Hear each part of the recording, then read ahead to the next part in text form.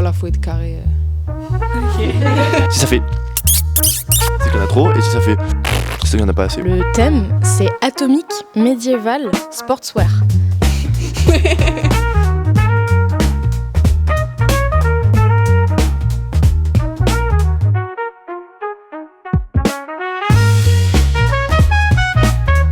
Je m'appelle Julia et je suis en 2e année d'Image Génération.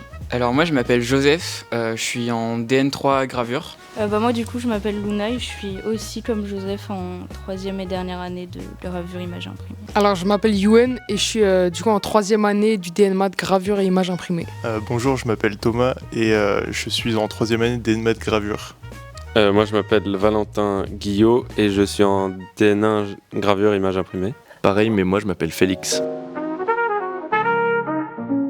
La section Image Génération, du coup, c'est une section où on va dessiner majoritairement, on fait de l'illustration. Et la partie narration, on a une professeure de littérature qui nous apprend à écrire en fait des scénarios, des histoires dans des registres différents. Donc on a des cours magistraux et on a aussi des cours d'atelier qui sont plus nombreux où on va notamment être au LEG et avec des professeurs qui sont eux-mêmes illustrateurs généralement. On s'intéresse aux techniques de la gravure, mais pas seulement. Donc on grave nos cuivres et on les imprime aussi. C'est la spécificité de la gravure. C'est un médium qui permet d'être imprimé et dès lors il y a toute une marge de manœuvre sur la façon dont on a envie d'œuvrer à l'impression et tout ça. C'est ce qui nous distingue par exemple de l'illustration. Sur la formation qui est en 3 ans, on a un peu le temps, on va dire, de découvrir à peu près l'ensemble des techniques qui sont praticables dans un cadre assez sécurisé. Mais on est un peu touche à tout effectivement, surtout que dans cette formation on a aussi accès au LEG, donc le laboratoire d'expérimentation graphique d'Essienne, et ça nous permet d'expérimenter la lithographie, la sérigraphie, l'impression typo, le lino qui est aussi une technique de gravure.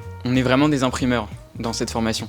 Alors du coup ce qu'on fait en classe, c'est surtout, en tout cas en classe de gravure, parce qu'après on a des matières générales plus conventionnelles sur le côté, mais en classe de gravure c'est vraiment un apprentissage technique, puisque la gravure c'est un peu des techniques niches, où on est vraiment très dépendant de matériel, et du coup là c'est vraiment sur l'entièreté de la formation, on va un peu passer sur toutes les techniques les plus conventionnelles en tout cas de la gravure. Alors qu'est-ce qu'on fait en cours ? On fait de la gravure sur plein de matières. Sur du cuivre, sur du bois, sur du lino, on imprime au LEG, on imprime à l'atelier, on fait de l'illustration, on sort d'un cours entre guillemets d'illustration, enfin de conception, cara design, tout ça. Et on a aussi des cours généraux, histoire de l'art. Là on a eu un cours sur le cinéma en français par exemple. J'ai choisi un projet qu'on est en train de réaliser en ce moment qui est un fanzine en 2 images par élève. Le thème c'est atomique, médiéval, sportswear. Donc c'est 3 mots autour desquels il fallait qu'on fasse des recherches. On devait choisir un sport et rester dans l'univers de atomique et médiéval. Moi j'ai choisi le saut à la perche et du coup j'ai un personnage un peu atomique et un peu médiéval que j'ai mis dans une planche où il est en mouvement. Ça c'était la première demande. Où du coup il est en mouvement, il fait son sport et ça c'est la première image qu'on devait produire. Et la deuxième c'est un plan américain. Donc un plan américain c'est un terme cinématographique qui veut dire que on coupe l'image au niveau des mi-cuisses et il fallait qu'on le présente en gros de manière en plan un peu plus rapproché. Et donc là, vous l'avez sous forme de mes dessins bruts, mais si vous venez aux portes ouvertes, vous le verrez relié avec toutes les autres productions de ma classe. Le projet le plus intéressant à parler en 3e année, hormis le projet diplôme, c'est le 30-40. Du coup, c'est une plaque qu'on va faire en format 30/40. La demande, elle est assez simple cette année. C'est sur un livre qu'on a lu, de Guillaume Nile, qui s'appelle On ne se baigne pas dans la Loire. Et le projet, on le prend un petit peu comme on veut. C'est pour ça que je pense que c'est le projet le plus intéressant. Personnellement, moi, j'ai utilisé l'eau forte et l'aquatinte. En 2e année, on travaille sur technique de la taille perdue. Du coup, en fait, à chaque fois, on grave, on imprime, et puis après, on regrave la plaque, et puis on réimprime. Et du coup, il y a un peu des couches de couleurs différentes qui s'appliquent sur l'image. On a travaillé sur le thème de la Californie. L'année après nous, ils ont travaillé sur le thème du Brésil. Et du coup, c'était assez solaire comme travaux. Et c'était assez cool en vrai. Et c'est demain, on va commencer un sujet d'eau forte, donc gravure dans l'acide, sur le thème de l'anomalie. Et donc c'est hyper intéressant parce que c'est un sujet qui est beaucoup plus libre qu'avant. C'est un thème très large, donc on a la chance de pouvoir faire plein de trucs. On pense souvent à la bande dessinée ou au roman graphique, etc. Mais c'est pas les seuls métiers dans lesquels on va pouvoir travailler. Il y a aussi toute la partie presse. Donc en fait, ce qui ressemble à Charlie Hebdo et tout ça, ça fait partie des métiers qu'on peut faire. Il y a une partie documentaire, on peut travailler pour des docus, pour des magazines, des choses comme ça. Et il y a aussi une partie un peu plus juridique où on peut aller dans des tribunaux pendant les jugements parce que comme vous le savez peut-être, on n'a pas le droit de prendre des photos. Donc il y a souvent des dessinateurs qui viennent pour documenter tout ça.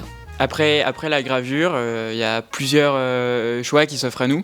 On peut décider de continuer dans le monde de la gravure, donc on devient artisan, on peut être imprimeur, on peut être graveur. Après bon, c'est des métiers qui sont assez particuliers, c'est pas vraiment des métiers en soi, c'est du freelance essentiellement. On n'est pas obligé non plus de continuer dans les champs de la gravure parce qu'on reste des dessinateurs, des illustrateurs même pour certains. On développe en soi des compétences en gravure qu'on est libre d'utiliser de la manière qu'on veut. Donc un graveur qui finit par travailler dans un atelier de sérigraphie ou de litho, c'est déjà arrivé, ça arrivera encore. En fait, ce qui est bien avec la gravure, c'est que c'est un art qui est, enfin, je veux dire, une formation qui est un petit peu plus art plastique que art appliqué. Donc nous, on est entre guillemets la formation la plus art plastique de Estienne, et donc on peut devenir artiste graveur, exposer dans des galeries et moins servir l'industrie que le monde de l'art vraiment. Et on a aussi la possibilité de devenir imprimeur, donc ça c'est pour servir l'industrie au Louvre, tout ça dans plein d'institutions.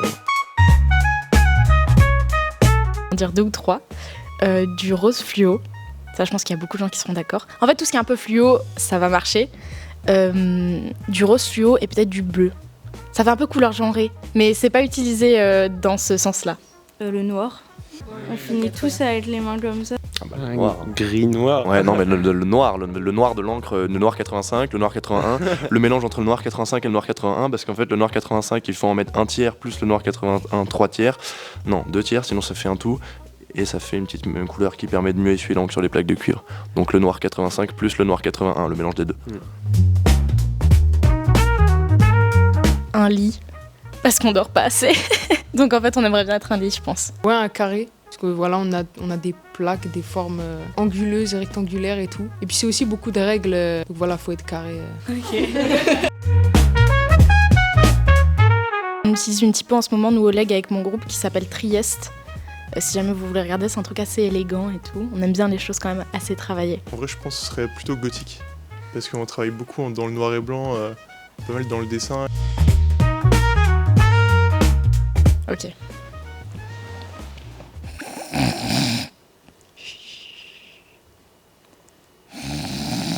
Le bruit de la pointe sèche, je pense, sur la plaque, ça fait un truc du style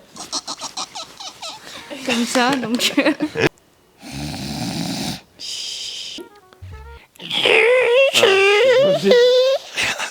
Non, le bruit du cuivre quand ça grince avec la petite pointe. Ouais, en fait, on nous dit que l'encre, pour savoir si on en a mis trop ou pas assez, il faut passer le rouleau et faire comme si ça faisait un petit.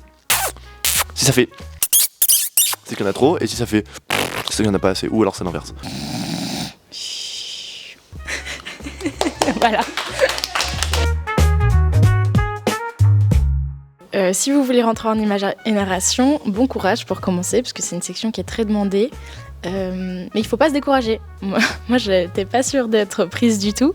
Et au final, c'est passé, donc ça, c'est vraiment super. Je pense que si je devais vous dire un mot, je vais en dire plusieurs des mots, ça va pas être un mot, mais peut-être de l'ambition et de l'expérimentation. Vraiment, essayer de montrer que vous êtes curieux, que vous aimez faire plein de choses, que c'est un monde qui vous intéresse, que vous connaissez bien l'école. C'est pas mal de montrer que vous êtes venu, par exemple. Et voilà, quoi, juste sentir que vous êtes passionné. Moi, ce que j'aime dans cette section, c'est avant tout le fait que ça se passe en atelier.